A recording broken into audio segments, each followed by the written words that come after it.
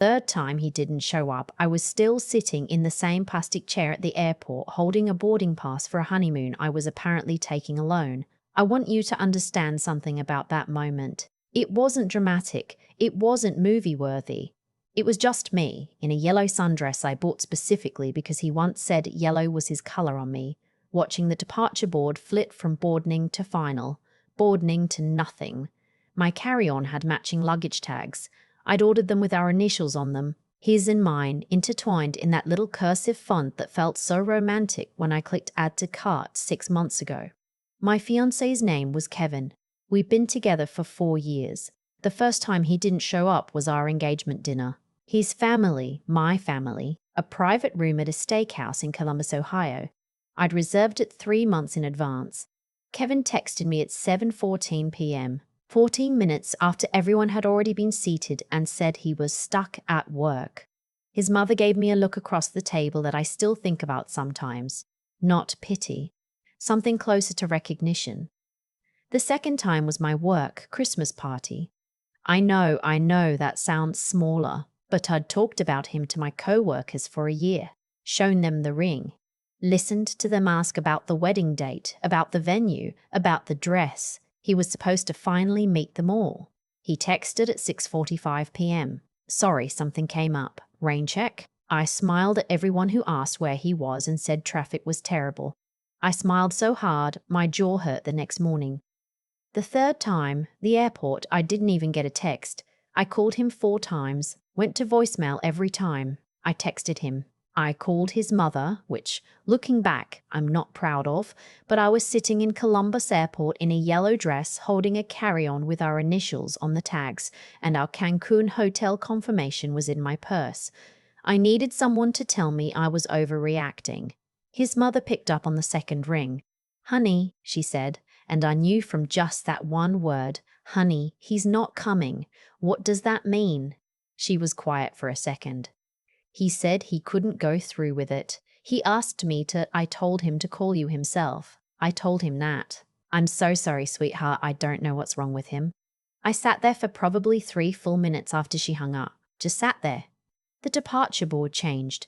A family walked past me with a stroller, the dad carrying a giant stuffed flamingo from some souvenir shop. A group of college kids in matching t-shirts were laughing about something near the coffee kiosk.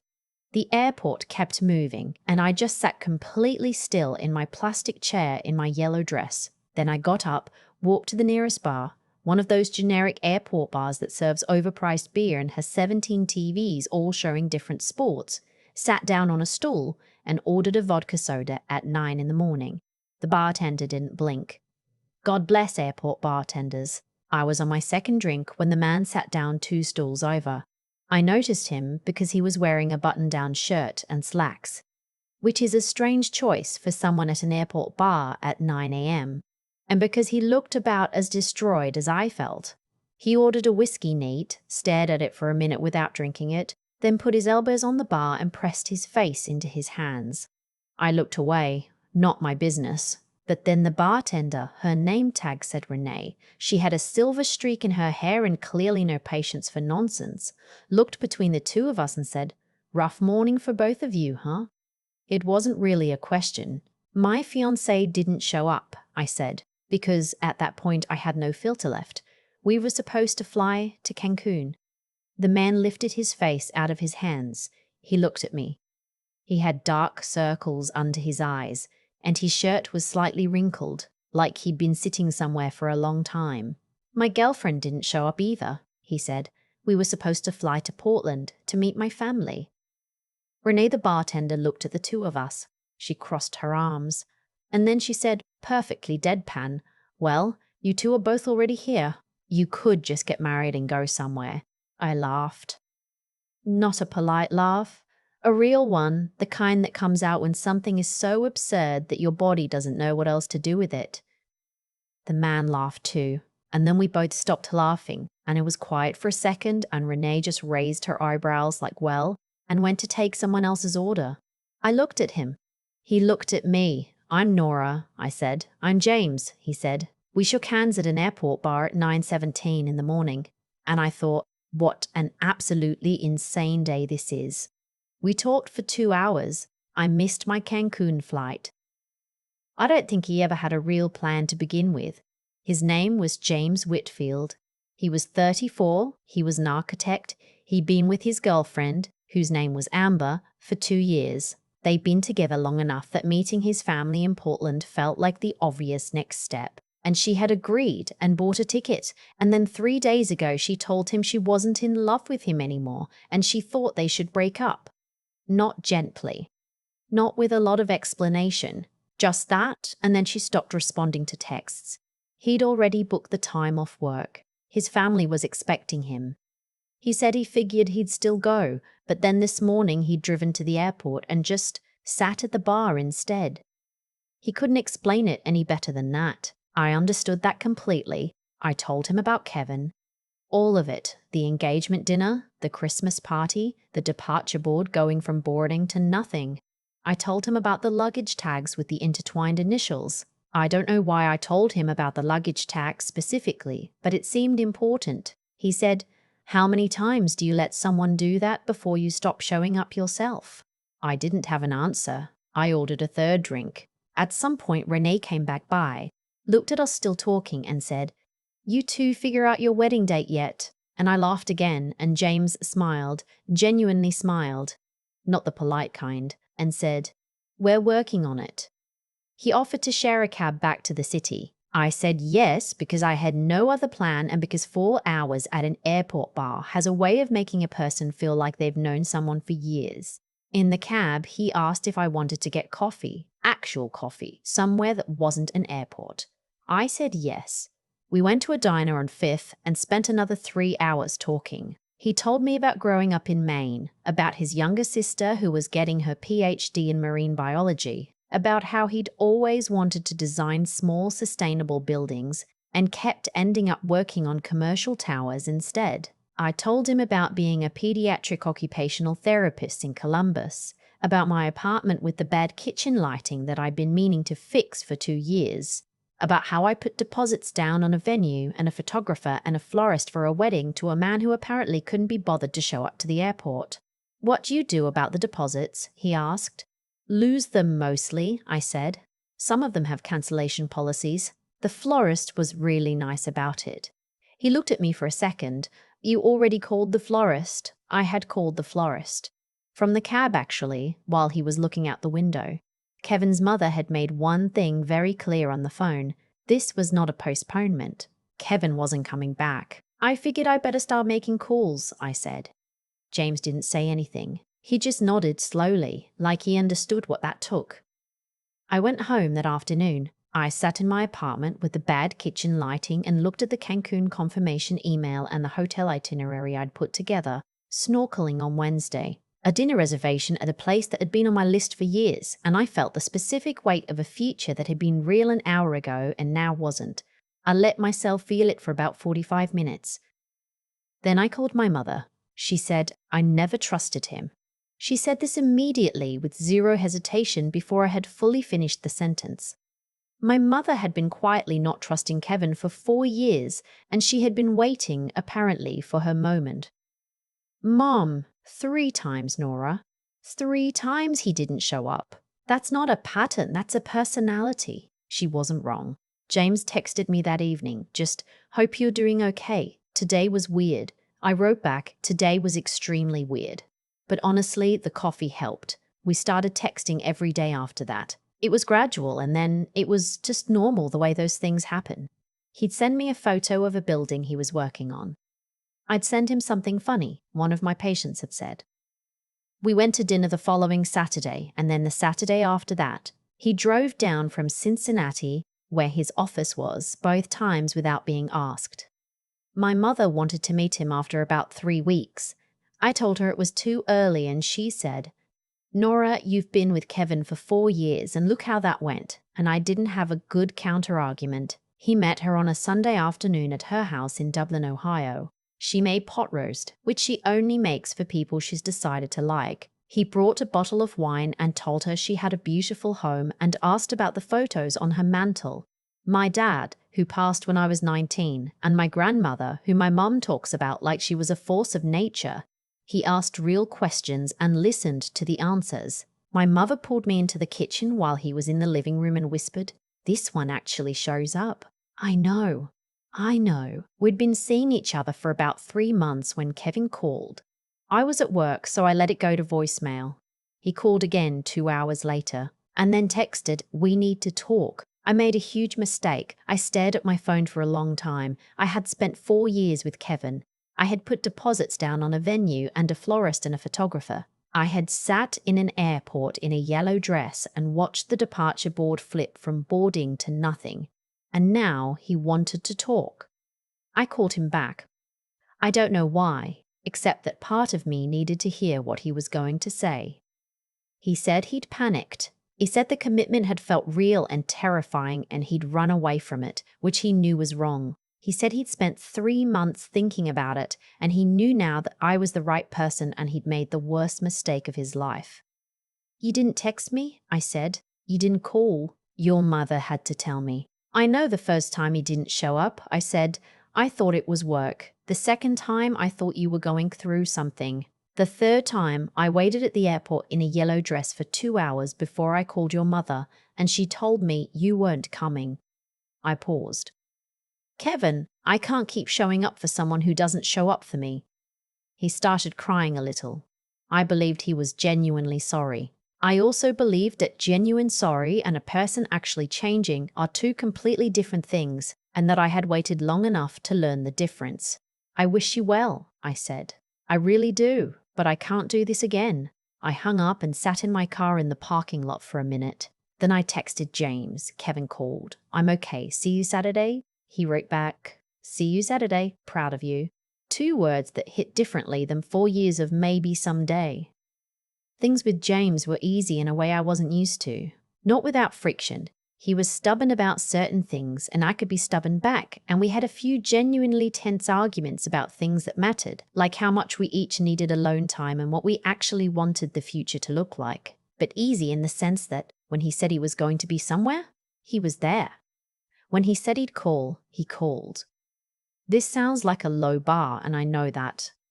But when you spend 4 years with someone who made every plan feel provisional, reliability starts to feel like a love language. He told me he loved me about 6 months in at a completely ordinary dinner at his apartment, mid-sentence about something unrelated. He stopped and said, "I love you, by the way. I've been meaning to say that." And then he just continued what he was saying, like it was a fact he needed to file, and now it was filed. I laughed so hard I cried a little. He looked alarmed. "That's the most you thing you have ever done," I told him. "Is it okay?" "It's perfect," I said. My mother, for the record, had already told me she loved him before he said it to me. She called him "your James" on the phone, which she had never done with Kevin even after 4 years. Some people take time to earn that from her. He apparently did not need much. He proposed 11 months after we met. Not at the airport bar. He had more sense than that. And I had made exactly one offhand comment about how I would not want to be proposed to somewhere loud and public, and he had filed that away with everything else. He took me to a state park in southeastern Ohio I'd mentioned once in passing as a place I'd gone with my dad when I was a kid. He'd remembered. He'd looked it up. We hiked to a ridge overlook in the early evening and he got down on one knee on a flat rock. And he said in the most unromantically practical James way possible, "I have thought about this very carefully and I want to build my life with you. Will you marry me?" The ring was my grandmother's. My mother had given it to him. I didn't know that until afterward. She had apparently decided without consulting me that he was the person it was meant for. She was not wrong. We got married the following spring. My mother was there and his family flew in from Portland and Maine. His sister, who studies marine biology and has very strong opinions about ocean acidification, gave a toast that was equal parts hilarious and sincere. Renee, the airport bartender, did not attend because I do not actually know Renee's last name, but I thought about her. I thought about how she had looked at 2 absolutely wrecked strangers at 9 in the morning and seen, maybe, something that neither of us could see yet. The florist I'd originally hired, the one who had been so nice about the cancellation, was available. It felt like the right kind of full circle. I wore a dress the color of ivory, not yellow. I wasn't that sentimental about it, but I did keep the luggage tags. The intertwined initials, mine and Kevin's, I cut off and threw away. The tags themselves, the leather ones, I handed off to a college friend who was getting married that summer. She said they were beautiful. I said they'd had a complicated journey and she could have them. I stood at the altar and watched James walk toward me. He cried a little before I even got there, which I had predicted and which his sister had specifically warned me about in a very fond way, and I thought about that departure board. Broadening, final, broadening, nothing. And then months later, in a diner on Fifth, a man who had also been left behind asking me real questions and actually listening to the answers. My mother says some people show you who they are over and over until you finally believe them. Kevin showed me who he was 3 times. I believed him on the 3rd. James showed me who he was from the first morning. In the quiet way he asked if I was okay to get home, in the way he texted that evening just to check. I showed up. He showed up. That turned out to be everything. I've thought a lot about the yellow dress, not with bitterness, I'm past that, but because it represents something I needed to finally understand about myself. I kept showing up. 3 times I got dressed, made the reservation, held the boarding pass, and showed up. And for a long time I thought that was the problem, that my willingness to keep trying was a flaw, a softness, something Kevin had quietly taken advantage of. But I don't think that anymore. The showing up wasn't the mistake. The mistake was staying confused about what I was actually seeing. Kevin told me exactly who he was. The first time he didn't come to that steakhouse, he told me again at the Christmas party. The information was there. I just hadn't built the habit yet of trusting what I observed over what I hoped. That's not a character flaw. It's something you learn, usually the hard way, usually exactly the way I learned it. Sitting in an airport in a yellow sundress with intertwined luggage tags and no one on the other end of the phone. What I know now is that real clarity isn't comfortable. It doesn't arrive gently. It arrives when the departure board flips to nothing and there's no more story you can tell yourself to explain it away. And when that clarity finally came for me, the honest thing, the right thing, was to look at it directly and make a decision based on what was actually true, not what I wished were true. That took something I didn't know I had until I needed it. James wasn't a reward. I want to be careful about that framing because I think it leads people wrong. He wasn't what the universe handed me for suffering enough. He was a person, a real, specific, sometimes stubborn person who remembered a state park I mentioned once and cried before I even reached the altar. And what made things work between us was that we were both willing to be honest about what we wanted and then actually do the things required to build it. He showed up. I showed up. We kept doing that deliberately, even when it was inconvenient, even when it would have been easier to pull back. That consistency, I think, is what people mean when they talk about character. Not grand gestures, not one dramatic moment of courage, just the accumulated weight of small choices made in the right direction, over and over, until they become who you are. I'm not the same person who sat in that airport. She was brave in her own way, brave enough to keep trying, brave enough to finally stop, brave enough to sit down next to a stranger and answer his questions honestly. I'm glad she did all of that, but I've grown a version of myself since then that I trust more. One who knows the difference between patience and waiting for someone to change. One who can look at a situation clearly and act on what she sees, even when it hurts. One who understands that the quality of your life is largely determined by whether the people in it actually mean what they say.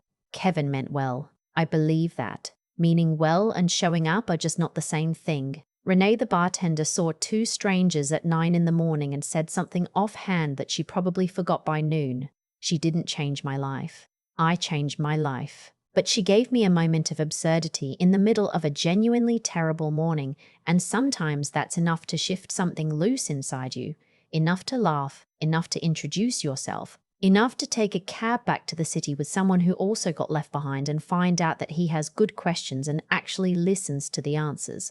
That's where it started. Everything else was just us choosing to continue.